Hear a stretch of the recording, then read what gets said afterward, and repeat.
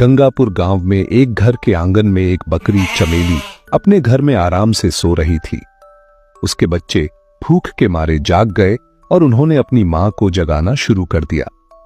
वे बार बार उसे आवाजें देने लगे कि हमें भूख लगी है, मां उठो। चमेली को यह बिल्कुल अच्छा नहीं लगा कि उसे इतनी सुबह जगाया जा रहा है और उसकी नींद खराब की जा रही है। उसने उन्हें सोने देने की जिद की, लेकिन बच्चे जिद पर उतर आए क्योंकि उन्होंने पिछली रात भी कुछ नहीं खाया था। चमेली को अनचाहे ही उठना पड़ा। वह बड़बड़ाती हुई कहने लगी कि ये बच्चे उसे चैन से सोने भी नहीं देते। जब उसने बच्चों से पूछा कि कल लाया हुआ खाना कहां गया, तो बच्चों ने जवाब दिया कि वे खा चुके हैं। यह सुनकर चमेली को गुस्सा आया और कहने लगी कि तुम्हारे पेट तो जैसे कुएं हैं, जितना लाती हूं सब खा जाते हो। आखिरकार चमेली मजबूर होकर खेत में खाने की तलाश में निकल पड़ी। वह सोचती जा रही थी कि इन बच्चों ने तो नाक में दम कर रखा है, इन्हें क्या पता कि खाना लाने में कितनी मेहनत लगती है। चमेली एक कामचोर और सुस्त बकरी थी। उसे दिन भर सिर्फ सोना पसंद था। पिछली बार जैसे तैसे जंगल से खाना मिल गया था, लेकिन अब वहां के जानवर उसे कुछ देने को तैयार नहीं थे। वह सोचने लगी कि अब खाना कहां से लाए। इतने में उसे दूर एक बड़ा सा बाग नजर आया जिसमें बहुत सारे फलों के पेड़ थे। वह खुश हो गई और सोचने लगी कि चलो यहीं से कुछ फल ले लेती हूं। जैसे ही वह फल तोड़ने के लिए आगे बढ़ी, एक बैल ने उसे रोक लिया। बैल ने उसे बताया कि ये फल खैरात में नहीं मिलते और अगर फल चाहिए तो कीमत देनी पड़ेगी। चमेली के पास पैसे नहीं थे। उसने बैल से रहम की अपील की और अपनी हालत बताई। बैल को उस पर तरस आया और उसने शर्त रखी कि अगर चमेली रोज बाग में पानी दे और रखवाली करे तो वह उसे रोज खाना दे सकता है। मगर चमेली ने काम करने से इनकार कर दिया और वहां से चली गई। आगे जाकर उसके पैर चलते चलते दुखने लगे। वह थक चुकी थी और कहने लगी कि थोड़े से खाने के लिए कितना चलना पड़ता है। इतने में उसे दूर एक इंसान का घर नजर आया जहां दो बकरियां आंगन में खड़ी घास खा रही थीं। चमेली ने सोचा कि ये मेरी ही जात की बकरियां होंगी, ये जरूर कुछ खाने को देंगी। वह उनके पास पहुंची, मगर वहां भी उसे साफ जवाब मिला कि यहां मुफ्त में खाना नहीं मिलता। इन बकरियों को रोज मालिक को दूध देना पड़ता था, तब जाकर खाना मिलता है। इतने में घर का मालिक आया जिसका नाम हरिया था। उसने चमेली से पूछा कि वह कहां से आई है। चमेली ने बताया कि उसके बच्चे भूखे हैं, उसे खाने की जरूरत है। हरिया ने भी शर्त रखी कि अगर वह दूध दे तो रोज अच्छा खाना देगा, मगर चमेली ने इनकार कर दिया और वहां से भी चलती बनी। थोड़ा आगे जाकर चमेली को एक खेत नजर आया जो खाली था और वहां बहुत सारी फसलें थीं। चमेली ने सोचा कि यहां से तो मुफ्त का खाना मिल जाएगा। उसने मौके का फायदा उठाया और खूब पेट भर के खाया और अपने बच्चों के लिए भी बहुत सारी फसल तोड़ ली। खाने के बाद वह एक पेड़ के नीचे सो गई। कुछ देर बाद खेत का मालिक चमन आया। उसने देखा कि उसकी फसल किसी ने तोड़ी है। वह गुस्से से चमेली को पेड़ से बांध देता है और इल्जाम लगाता है कि उसने चोरी की है।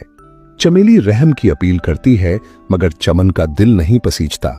वह घर के अंदर चला जाता है और चमेली 3 दिन तक भूखी प्यासी बंधी रहती है। उधर चमेली के बच्चे घर में बैठे अपनी मां का इंतजार कर रहे थे और सोचने लगे कि मां कहीं फिर सो तो नहीं गई। वे कहते हैं कि मां कितनी सुस्त और कामचोर है, शायद उसे हमारी परवाह नहीं, मगर हमें उसकी फिक्र है। चलो हम उसे ढूंढने निकलते हैं। उधर चमेली बहुत कमजोर हो चुकी थी। रात के वक्त एक चूहा उसके पास आता है जो उसे पहचान लेता है। चमेली उससे विनती करती है कि उसके बच्चों का हाल बुरा है, उसे आजाद कर दे।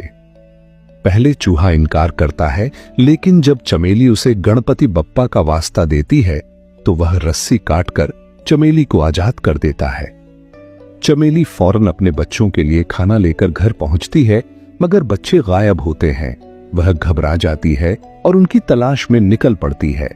कई घंटों बाद वह दोबारा उस बैल के पास पहुंचती है जो बाग का मालिक था। वह बैल बताता है कि बच्चे 2 दिन पहले उसके पास आए थे और अपनी मां के बारे में पूछ रहे थे, मगर जब बैल ने उन्हें बताया कि उनकी मां एक कामचोर बकरी है तो बच्चे शर्मिंदा होकर वहां से चले गए। चमेली रोती हुई बच्चों की तलाश में हर तरफ भटकती है और चलते चलते हरिया के घर पहुंचती है। हरिया उसे पहचान लेता है और पूछता है कि वह फिर चोरी करने आई है। चमेली बताती है कि वह सिर्फ अपने बच्चों की तलाश में आई है। हरिया बताता है कि वे तीनों बच्चे उसके पास भूखे प्यासे आए थे और उसने उन्हें खाना खिलाकर रुखसत किया। वह बताता है कि खाने के बाद वे अपनी मां की तलाश में निकले, मगर एक शेर ने उन्हें पकड़ लिया। यह सुनकर चमेली के होश उड़ जाते हैं और वह फूट फूट कर रोने लगती है। उसे एहसास होता है कि बच्चों की मौत की जिम्मेदार वह खुद है, क्योंकि उसने काम न किया, सिर्फ आराम को तरजीह दी। अगर वह उस दिन बैल की बात मानकर काम कर लेती या हरिया की शर्त मान लेती तो उसके बच्चे आज जिंदा होते। वह गमगीन होकर चमन के खेत में वापस जाती है और उससे कहती है कि वह उसे दोबारा पेड़ से बांध दे, क्योंकि वह अब जीना नहीं चाहती।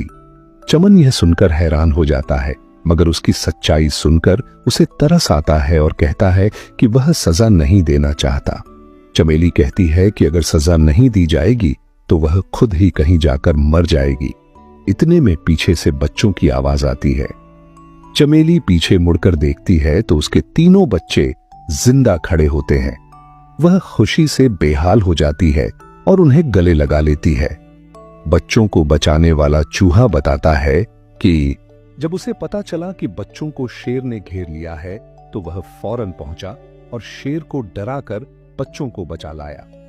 चमेली हरिया से कहती है कि वह अब हमेशा उसके खेत में मेहनत करके अपने बच्चों के साथ रहना चाहती है। हरिया कहता है कि अब उसे यकीन हो गया है कि मेहनत करने वाला कभी भूखा नहीं मरता। चमेली के बच्चे भी खुश होते हैं कि उनकी मां को अब मेहनत की कीमत समझ आ गई है। उस दिन के बाद से चमेली और उसके बच्चे हरिया के खेत में मेहनत से काम करते हैं और खुशी खुशी अपनी जिंदगी गुजारने लगते। अगर वीडियो अच्छी लगे तो सब्सक्राइब करें, लाइक शेयर और कमेंट लाजमी करें।